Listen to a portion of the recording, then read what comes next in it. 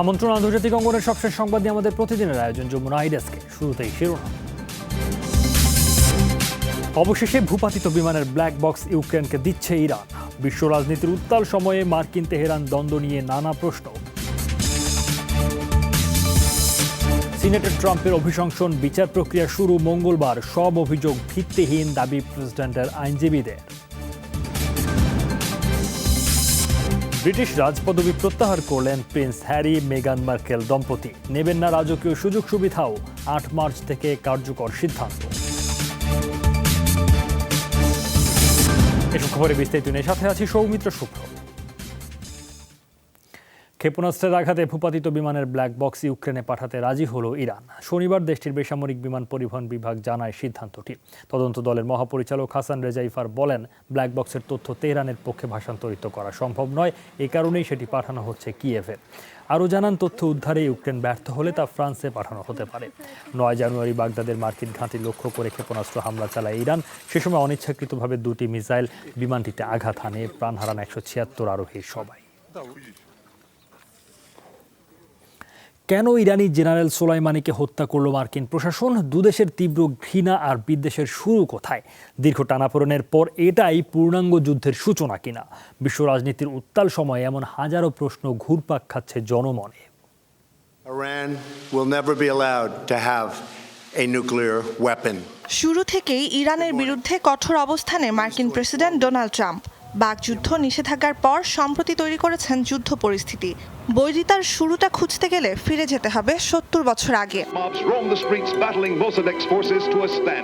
বামপন্থী নেতা মোহাম্মদ মোসাদেক ইরানের প্রধানমন্ত্রী হন 1951 সালে। তিনি ব্রিটিশ মালিকানাধীন সর্ববৃহৎ তেল সংস্থাটি জাতীয়করণ করেন। সবচেয়ে লাভজনক প্রকল্প হাতছাড়া হওয়ায় ব্রিটিশ সরকারের লক্ষ্য হয়ে ওঠে মোসাদেকের অপসারণ।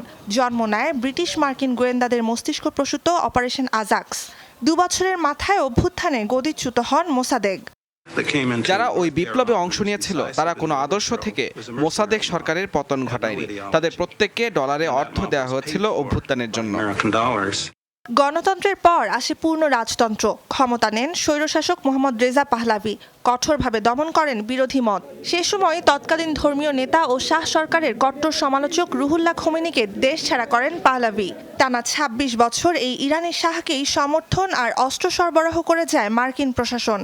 সাহায্য করে ইরানকে প্রথম পরমাণু প্রযুক্তি এগিয়ে নিতে। পাহলাভির মার্কিন স্বার্থ রক্ষার পটভূমিতে 1979 সালে ঘটে ইরানি বিপ্লব। গণ আন্দোলনের কেন্দ্রে ছিল মার্কিন বিরোধী মতবাদ। দেশে ফেরে নির্বাসিত নেতা ও বিপ্লবের জনক রুহুল্লাহ খোমেনি। সে বছরই কট্টরপন্থী ইরানি শিক্ষার্থীদের একটি দল তেহরানের মার্কিন দূতাবাসের নিয়ন্ত্রণ নেয়। 7 দশকে সম্পর্কের তিক্ততা তীব্র হয় আঞ্চলিক আধিপত্যের লড়াইয়ে। 50-এর দশকে যুক্তরাষ্ট্রের সহযোগিতায় শুরু হওয়া পরমাণু কর্মসূচি নিয়ে উত্তাপ নতুন মাত্রা পায় 2002 সালে। জানা যায় গোপনে পারমাণবিক বোমা তৈরির চেষ্টা করছে ইরান। বলা হয় ইরানের এই শক্তির পেছনে মূল কারিগর ছিলেন সমরবিদ কাশেম সোলাইমানি। তাই 20 বছরে বহুবার তাকে হত্যার চেষ্টা করে মার্কিন ও ইসরায়েলি গোয়েন্দারা। শেষ পর্যন্ত চূড়ান্ত আঘাত হানতে সফল হয় 2020 সালের 2 জানুয়ারি। নুসরাত কামাল, যমুনা নিউজ। ইয়েমেনের সামরিক ঘাঁটিতে হুতি বিদ্রোহীদের ব্যালিস্টিক ক্ষেপণাস্ত্র ও ড্রোন হামলায় নিহত কমপক্ষে 60 সেনা সদস্য। শনিবার সন্ধ্যার অভিযানে আহত অর্ধশতাধিক। সৌদি রাষ্ট্রীয় টেলিভিশন নিশ্চিত করে তথ্যটি। জানায়, মারিব সামরিক প্রশিক্ষণ কেন্দ্রে হামলার সময় সেনা সদস্যরা মাগরিবের নামাজ পড়ছিলেন। ধারণা করা হচ্ছে গেল সপ্তাহে রাজধানী সানার পূর্বাঞ্চলে বিদ্রোহীদের আস্তানায় যে অভিযান চালিয়েছিল সৌদি জোট, তারই প্রতিশোধ নিল হুতিরা। সেই হামলায় প্রাণ যায় ইরান সমর্থিত 22 বিদ্রোহীর। দেশটিতে 5 বছর ধরে চলা গৃহযুদ্ধে প্রাণ হারিয়েছেন কমপক্ষে 10,000 মানুষ, বাস্তুচ্যুত 30 লাখের বেশি। মঙ্গলবার সিনেটে শুরু ডোনাল্ড ট্রাম্পের অভিশংসন বিচার প্রক্রিয়া। এই পরিস্থিতিতে তার আইনজীবী দলের দাবি, অভিযোগগুলো ভিত্তিহীন ও নীতি বহির্ভূত, যা দেশের গণতন্ত্রের ওপর ভয়াবহ আঘাত। বিচারের নিরপেক্ষতার জন্য নতুন সাক্ষী হাজিরের আহ্বান রিপাবলিকানদের। মার্কিন প্রেসিডেন্ট হিসেবে ডোনাল্ড ট্রাম্প ক্ষমতা গ্রহণের পরদিনই প্রথম হয়েছিল নারীদের এই বিশাল বিক্ষোভ সমাবেশ, যা এবছর পূর্ণ করল 4 বছর। যুক্তরাষ্ট্রের 180 শহরে আয়োজিত প্রতিবাদের মূল বক্তব্যই ছিল ট্রাম্প সরকারের ব্যর্থতা। এছাড়াও গুরুত্ব পায় জলবায়ু পরিবর্তনের প্রভাব, অভিবাসন নীতিমালা ও জন্ম নিয়ন্ত্রণের মতো ইস্যুগুলো। এ পরিস্থিতিতে কংগ্রেসের উচ্চকক্ষ সিনেটে মঙ্গলবার শুরু হতে যাওয়া অভিশংসন বিচার প্রক্রিয়া নিয়ে মুখ খুলল ট্রাম্পের আইনজীবী দল। 6 পৃষ্ঠার বিবৃতি অনুসারে অভিযোগগুলো ভিত্তিহীন, নীতি বহির্ভূত। সিনেটে আরও সাক্ষ্য প্রমাণ হাজিরের আহ্বান তাদের। প্রতিনিধি পরিষদের শেষ অভিশংসন, তাদের হাতে ট্রাম্পের বিরুদ্ধে যথেষ্ট সাক্ষ্য প্রমাণ থাকার কথা, কিন্তু নিরপেক্ষ বিচারের জন্য প্রয়োজন আরও সাক্ষী হাজিরের সুযোগ রাখতে হবে। একই সাথে ট্রাম্পের আইনি দলের বক্তব্য শুনতে হবে সিনেটকে। বরাবরের মতোই নিজের বিরুদ্ধে আনা সব অভিযোগ অস্বীকার করছেন প্রেসিডেন্ট ট্রাম্প। তার দৃঢ় বিশ্বাস, সিনেটে কিছুই প্রমাণ করতে পারবে না জুরি বোর্ড। ডেমোক্র্যাটদের ভাষ্যমতে মার্কিন ইতিহাসের সবচেয়ে খারাপ প্রেসিডেন্টকে অভিশংসিত করতে যাচ্ছে তারা। এটা কি কেউ বিশ্বাস করবে? কোনো অভিযোগই প্রমাণ করতে পারবে না সিনেট।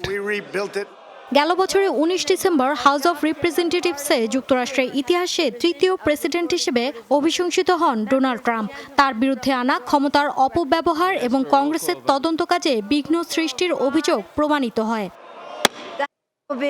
মৌলি ইসলাম, যমুনা নিউজ। প্রায় 6 মাস পর জম্মু কাশ্মীরে স্বাভাবিক হলো প্রিপেইড মোবাইল সেবা। রোববার তা নিশ্চিত করা স্থানীয় প্রশাসন। এছাড়া বান্দিপোরা ও কুপওয়ারা জেলায় পোস্টপেইড মোবাইলে চালু হলো 2G নেটওয়ার্ক, যার মাধ্যমে প্রশাসনের তালিকাভুক্ত 153টি সাইটে প্রবেশের সুযোগ পাবেন গ্রাহকরা।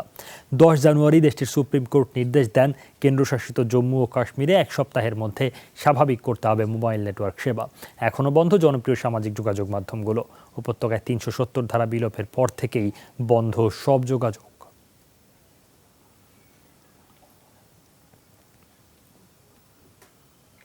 ভারতে সংশোধিত নাগরিকত্ব আইনের বিরুদ্ধে অব্যাহত বিক্ষোভ। এই পরিস্থিতিতে বিক্ষোভকারীদের জোটবদ্ধভাবে লড়াইয়ের আহ্বান কংগ্রেসের। সচেতনতা বৃদ্ধিতে কলকাতা সহ বিভিন্ন শহরে সমাবেশ করছে দলটি। দিনরাত 24 ঘন্টায় সরব দিল্লির শাহিনবাগ। সংশোধিত নাগরিকত্ব আইনের বিরুদ্ধে চলছে স্লোগান। প্রতিবাদের কথা পোস্টকার্ডে লিখে প্রধানমন্ত্রী নরেন্দ্র মোদীকে পাঠানোর নতুন কর্মসূচি হাতে নিয়েছে শিক্ষার্থীরা। এরই মধ্যে জড়ো হয়েছে প্রায় 2000 চিঠি। পথনাটক, গান সহ নিত্য নতুন সৃজনশীল উপায়ে জানানো হচ্ছে প্রতিবাদ। আজ লাখো লাখ লোক সড়কোं पर है। লাখ লাখ মানুষ রাজপথে অবস্থান নিয়েছে। তাদের আওয়াজ কি সরকারের কানে পৌঁছচ্ছে না? মানুষ অপরাধের বিরুদ্ধে নতুন আইনের দাবিতে বিক্ষোভ করে। এমনকি কখনো হয়েছে আইনের বিরুদ্ধেই অবস্থান নিয়েছেন জনতা? संविधान के खिलाफ है जो संविधान। এই আইন সংবিধান বিরোধী। এই আইন বাতিল হোক। ये जो इन्होंने नया कानून निकालने के लिए। কেবল দিল্লি নয়, সিএএ ও এনসিআর বাতিলের দাবিতে কর্মসূচি চলছে ভারতের সব রাজ্যে। চেন্নাই সোশ্যাল ডেমোক্রেটিক পার্টির নেতৃত্বে মিছিলে অংশ নেয় হাজারো মানুষ। কলকাতায় সিএএ এর বিরুদ্ধে সচেতনতা তৈরিতে সমাবেশ করে কংগ্রেস। অংশ নেন সাবেক অর্থমন্ত্রী পি চিদম্বরম। বিক্ষোভকারীদের প্রতি ঐক্যবদ্ধ হয়ে আন্দোলনের আহ্বান জানান তিনি। সংশোধিত নাগরিকত্ব আইনের বিরুদ্ধে সবাইকে এক ছাতার নিচে নিয়ে আসার চেষ্টা করছি আমরা। বিক্ষিপ্তভাবে নয়, বরং ঐক্যবদ্ধ হলে আরো শক্তিশালী হবে আন্দোলন। বিভিন্ন রাজ্য সরকারের সিএএ বিরোধী অবস্থানে সংশয় প্রকাশ করেছে কংগ্রেস নেতা কপিল সিবাল। বলেছেন, সব রাজ্যই পার্লামেন্টে পাশ হওয়া আইন মেনে চলতে বাধ্য, আর তেমনটি করতে না চাইলে বিক্ষুব্ধ রাজ্য সরকারগুলোর উচিত কংগ্রেসের পতাকা তলে এসে আন্দোলন করা।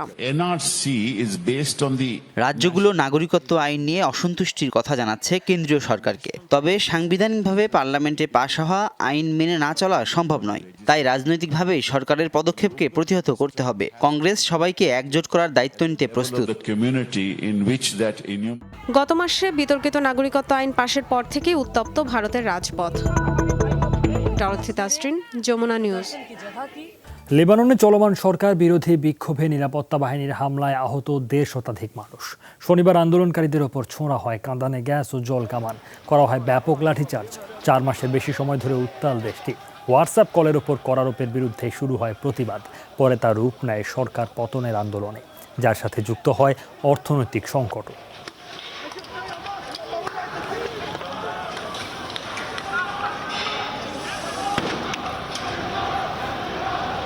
ব্রিটিশ রাজপদবি প্রত্যাহার করলেন প্রিন্স হ্যারি এবং রাজবধূ মেগান মার্কেল।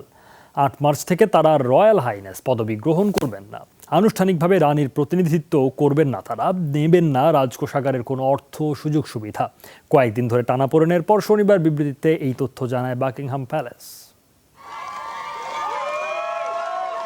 বংশ পরিচয় বা রাজকীয় জীবন চান না ব্রিটিশ রাজপুত্র হ্যারি ও তার স্ত্রী মেগান মার্কেল।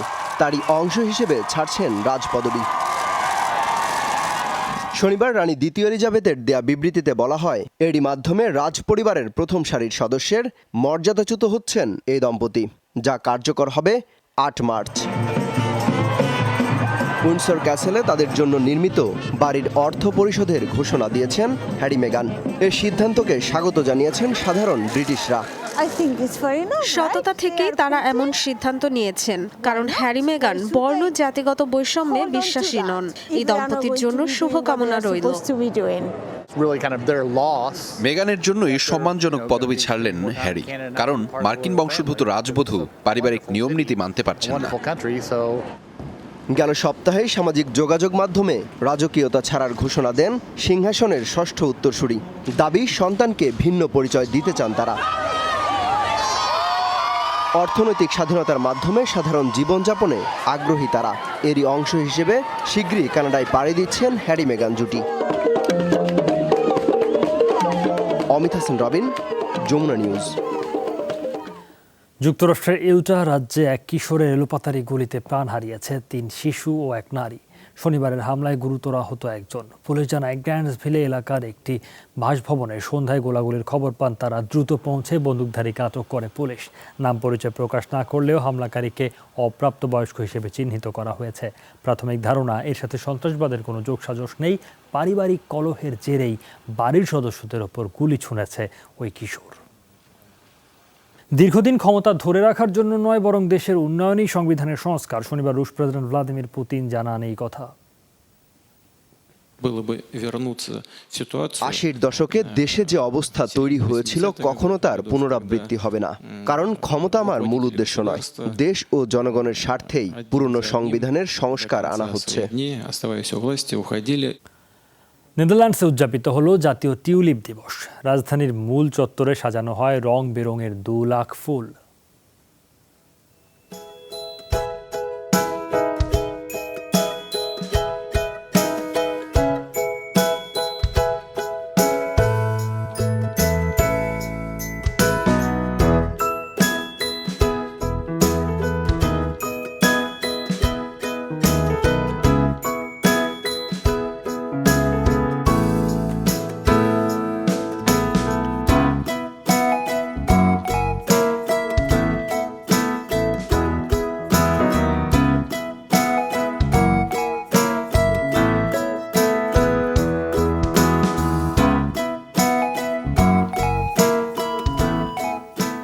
এই ছিল যমুনা আই ডেস্ক। এতক্ষণ সাথে থাকার জন্য সবাইকে ধন্যবাদ।